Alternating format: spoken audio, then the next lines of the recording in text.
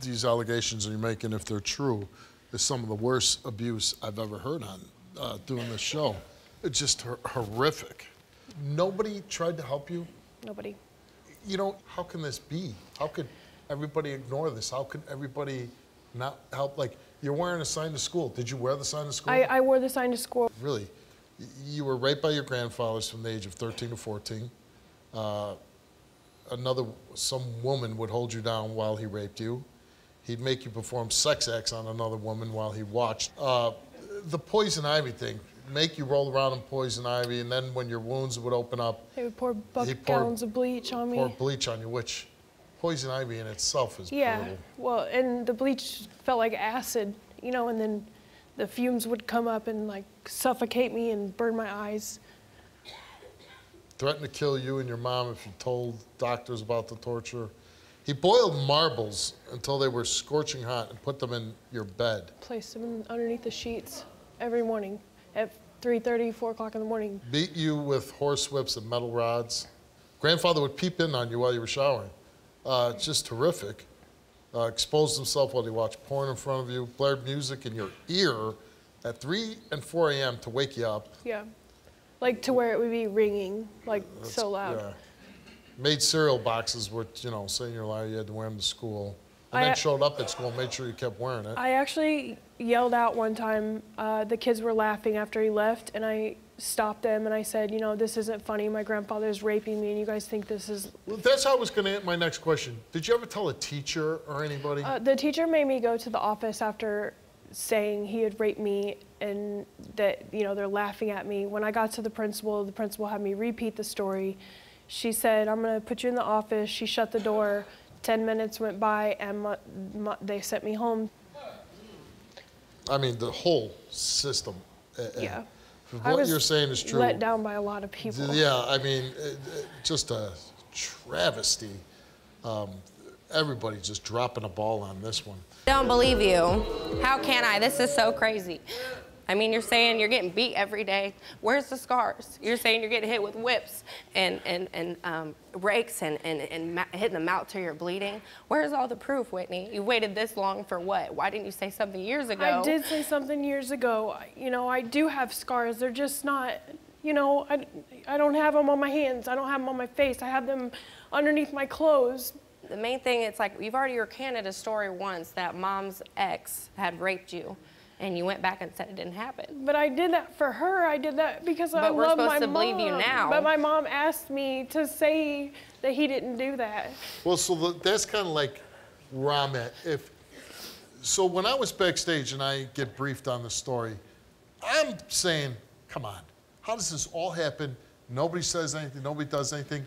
But then when I talk to her sister, I'm like, now I'm starting to believe her because she doesn't strike me as a crazy person, a nut job. No, but I mean, you know, if all so this is my happening... thing is for her now, who's happily married as a mother, right? Yeah.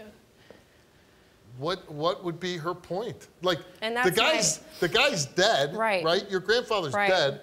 She's just saying, hey, I want you to believe me. She ain't looking for an axe to grind. She can't put him in jail.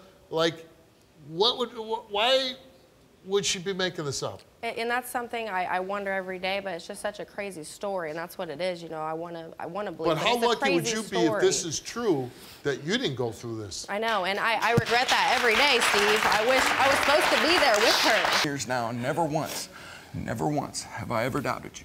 Thank you. There's no way that you could recreate the fear that I see in your eyes every time you wake up from a night terror, or whenever I wake you up in the morning, or even just whenever certain things go on, certain noises or whatever. I know that that's not fake. There's no way. Thank you for supporting me.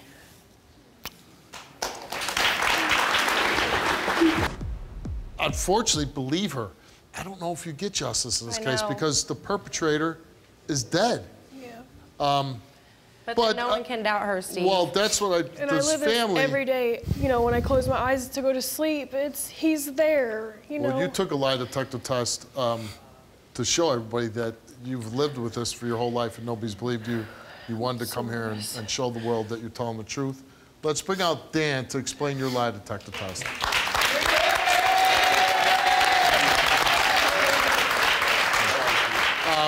I understand that there's something you have to explain about her test. Yes, Steve. I ran a specialized test, which I've done here on the show numerous times over the years that I've been here. It's called the Evidence Statement Test. The Evidence Statement Test is a specifically designed test for a person who's been a victim. It's done where I write out the questions. Did this happen to you? The person answers yes in writing, signs it, and then I question them. Did you answer the question truthfully on your evidence statement? It's done so that I don't trigger her post-traumatic stress disorder. You can trigger PTSD by asking, did this specific act happen to you?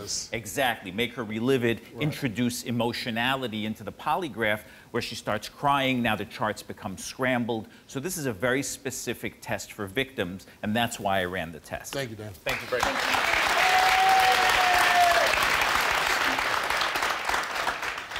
We asked you, did bleach get poured on you when you were living at your grandfather's house? You answered yes.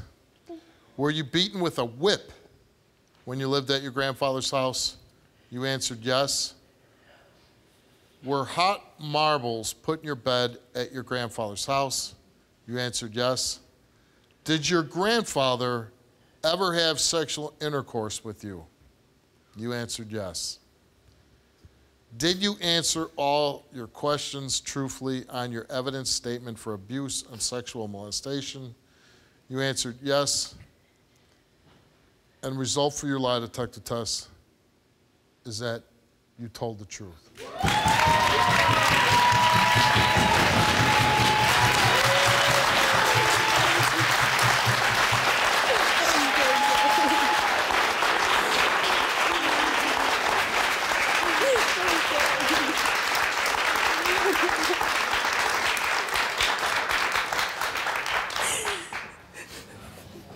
I'm sorry that I even doubted it. I'm so sorry.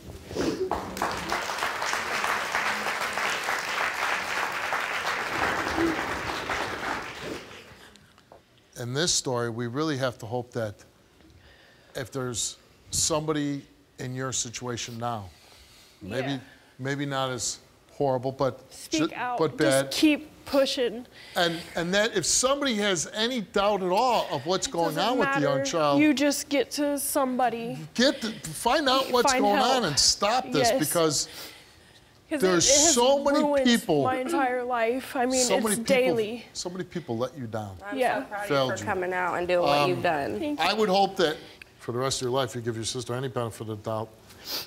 I'm really happy to see her with a loving husband. Yeah. He's the best. Will protect her.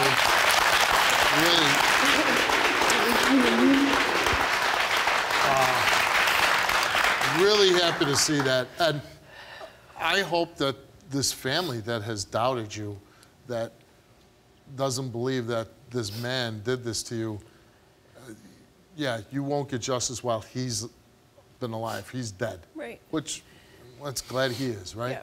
He's dead. Yeah. But, you know, there's something about destroying somebody's legacy, too. I don't know how people thought about him, but now he's finally exposed, and whatever people thought of him, now they know the truth of what he did to you. Thank God, yeah. And like I said, know that maybe somebody's watching this show, sees your story, and maybe you stop a horrible thing happening to somebody else. Yeah. And that's what we can hope for. I wish you all the best in the world. Thank you. I hope that the rest of your days on this planet will be filled with love and happiness with your family. Good luck to you.